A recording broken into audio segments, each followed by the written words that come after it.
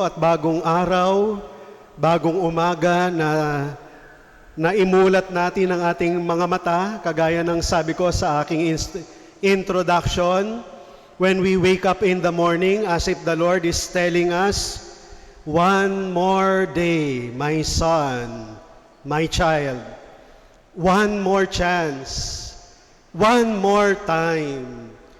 Because our God is a God of second chances. Not only second chances, third, fourth, until magbago at maituwid ang buhay natin. Yan ang pinaka-esensya ng ating mga pagbasa ngayong linggong ito. Kaya ang tawag natin dyan, fraternal correction. Pagtatama o pagtutuwid sa isang kapatid na nagkakamali. Alam niyo sa ating mga Pilipino, madaling magtama o madaling magtuwid ng mga external na mali sa ating buhay Di ba? Kapag naglalakad ka, tapos may nakasalubong ka, tayo'y mahilig magturo din ng nguso natin Sasabihin nung nakasalubong mo, sabay turo sa baba. Tapos pagtingin mo, ay, bukas pala yung zipper. Thank you Nagpapa-thank you pa tayo. Kapag kumakain ka at nakita nung magandang waitress, tuturo sa ngusok. Tumayo naman yung lalaki at nakangiting hinalikan yung waitress, no? Sinampal tuloy siya ng asawa niya. Kasi ang tinuturo pala nung waitress, may kanin ka. May dumi ka sa mukha, no? Pag tinuro sa atin, may dumi ka sa mukha, thank you. Yan, no? Tapos nakikipag-usap ka, tinuro din ng nguso. Yan, no? May nakalawit na kulay green pala. At pag kinapa natin, ay, thank you salamat. O kaya nagdadrive ka, may pumara sa iyo, tinuturo yung baba ng sasakyan mo, at pag sinilip mo, ay, flat. Kakawayan mo pa at sasabihin, ngingitihan, thank you salamat.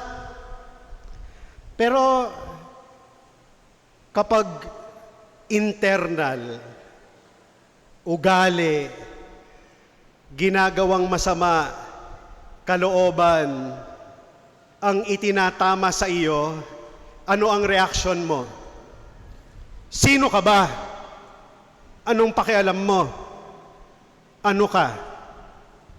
Nanay ko? Naganyan na ako dati Hindi ako nakasuot pampare, naglalakad na ako at may nakita akong mga kabataan. Dati, uso lang noon, sigarilyo Ngayon, nagbe-vape na. So, sinabihan ko lang, mga kabataan, naninigarilyo. Sabi ko, alam nyo ba, masama sa kalusugan yan. Tiningnan pa ako ng masama. Bakit? Tatay ba kita? Pulis ka ba?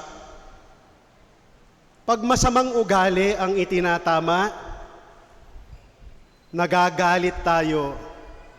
At minsan nahihiya din tayo na magsabi at magtama ng mga maling ginagawa ng kapwa o minsan kapatid mismo o miyembro ng pamilya.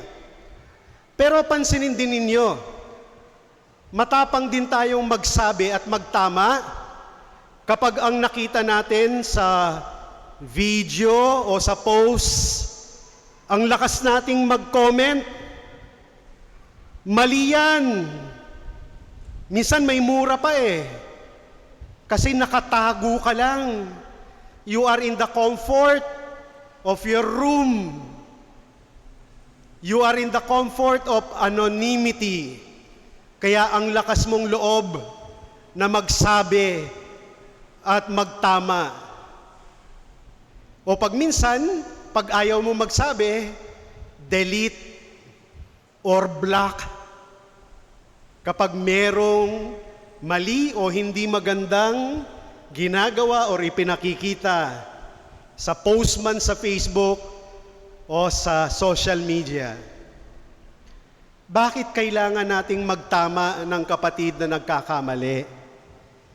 Yan ang paanyaya ni Jesus sa atin at ng mga pagbasa sa linggong ito. Kailangan talaga nating bilang komunidad, no? Kasi ang turong ito ni Jesus, this is His discourse o yung kanyang pangangaral, pagtuturo sa community living.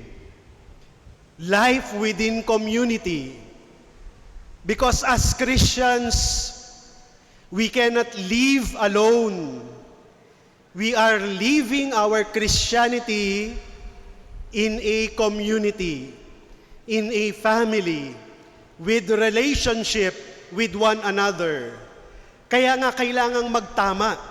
Pero paano ba tamang magtama ng kapatid? Tamang magtuwid ng kapatid. Meron ho akong 4 na suggestion at maaaring mas marami pa tayong alam. Pero yung instruction ni Jesus clear na dahil maraming beses na nating narinig. Una, kausapin ng pribado, sarilinan, personal. Kung makinig, salamat. Kung hindi, magsama ng 1 pa o 2 na saksi o witnesses para baka mas maintindihan ng tao ang kanyang pagkakamali. Kung hindi pa rin makinig at wa-effect pa rin, dalhin na sa simbahan, sa mga nakakatanda, elderly, authority, or those who are in power to give disciplinary action. At kung hindi, sabi pa, ituring na lang na pagano o hentil. Exclusion. Noon, ginagamit natin yun sa simbahan natin excommunication. Pero ang Diyos ay hindi nga ganon. Gusto niyang itama tayo. Kaya paano tayo dapat magtama at paano natin uunawain ang pagtatama? Tandaan natin ang salitang tama. May tama ka kapag marunong kang magtama. Pero huwag kang magtatama kapag may tama ka nga. Tama ng alak. Minsan yung mga ibang tatay, no? Marunong lang magsermon pag may tama ng alak Pag lasing, ang galing magsalita. Lasing naman. Mali din yun, no? Hindi tamang nangangaral ka pero nakatama ang alak sa utak mo, no? So, pagtatama, no? T-A-M-A, no? Tama. Unang-una, lagi nating tatandaan, kapag tayo ay nagtatama ng tao, hindi lang ito dahil udyok ng ating sarili, no? Kundi ito ay tawag ng Diyos sa iyo. Tinatawag ka ng Diyos para itama ang taong ito na nagkamali. Bakit ikaw? Kasi ikaw yung sa dinami-dami ng taong makakakita, ikaw ang nakadiskubre na may maling ginagawa. Ikaw ang nakaalam. Ikaw ang nakarinig. Ikaw ang nakakita. Kaya bigyan mo ng babala.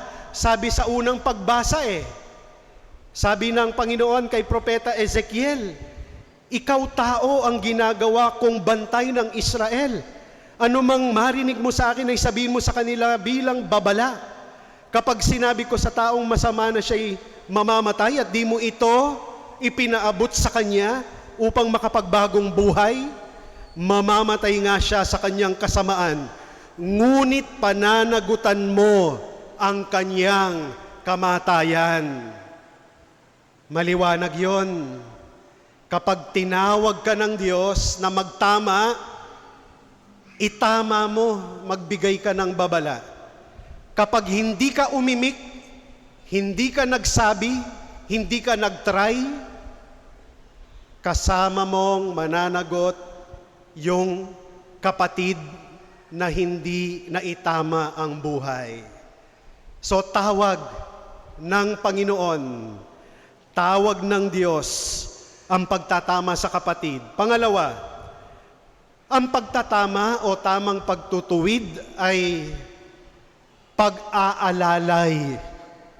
Alalayan ang kapatid sa pagbabago. Assist, hindi accused or akusahan. Alalayan, hindi akusahan. Kasi pag minsan ang mali natin sa pagkokorek o pagtatama, pag-aakusa na kaagad, bungad pa lang, ikaw, napakabastos mo talaga. Ikaw, napakasama mo. Ikaw, napakawalang galang mo. Ikaw, napakapangit ng ugali mo. No? So we are accusing the person right away without assisting the person. How can he renew? How can he change, no, his attitudes? Baka wala siyang kakayahan. Baka hindi niya alam kung paano. Kaya nga alalayan, wag akusahan. Pangatlo, dapat focus sa issue, no? Hindi kung saan-saan pupunta yung pagkokorek o pagtatama. Kung ano lang yung itinatama natin, no? Pangatlo, kung ito ay tawag ng Diyos, ito ay tamang pag-alalay sa mahal sa buhay, ipinapakita natin na letter M sa taong itinatama o itinutuwid na mahalaga siya kesa sa ano pa mang mga bagay, kesa sa laki ng kanyang pagkakamali o sa laki ng kanyang na lustay, nawala. Mahalaga yung tao kesa sa ano pa mang bagay sa pagtatama. Kasi marami ng mga pamilya, mag-anak, magkakaibigan, magkakasama sa trabaho, magkakapitbahay, ang nagkasiraan na ng relasyon. Kasi imbes na ipakitang mahalaga yung tao, parang mas mahalaga pa yung perang nawala, o yung bagay na nasira, o yung pagkakataon na nasayang. Kaya kung tayo ay nagtatama, dapat unang sinasabi natin sa tao, mahal kita at mahalaga ka kesa sa pagkakamali mo. Kaya kailangan kitang itama at ituwid. Mahalaga ka. At panghuli, kung ginawa na natin ang lahat, tayo ay tumugon sa tawag ng Diyos, inalalayan natin yung kapatid sa pagbabago, at ipinakita nating mahalaga siya, pero matigas pa rin ang kanyang loob, wa-epek, tayo pa ang naging masama, tayo pa ang parang ipinapakita niyang nanghihimasok sa buhay niya, nakikialam. Ang pinakamaganda ay letter A, alayan ng panalangin. Alayan ng panalangin ang kapatid. Pero sa pag-aalay natin sa kanya ng panalangin, hindi lang sapat yung sasabihin nating, kapatid, ipagdadasal kita.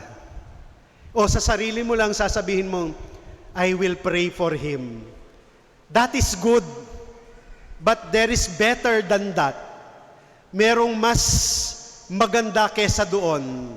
Kapag sinabi nating, magdadasal tayo. At maraming magdadasal para sa iyo. Para mabago, maituwid, maitama ang buhay mo. Bakit? Kasi ipinapakita natin dun sa tao ang kakayahan din niyang magdasal.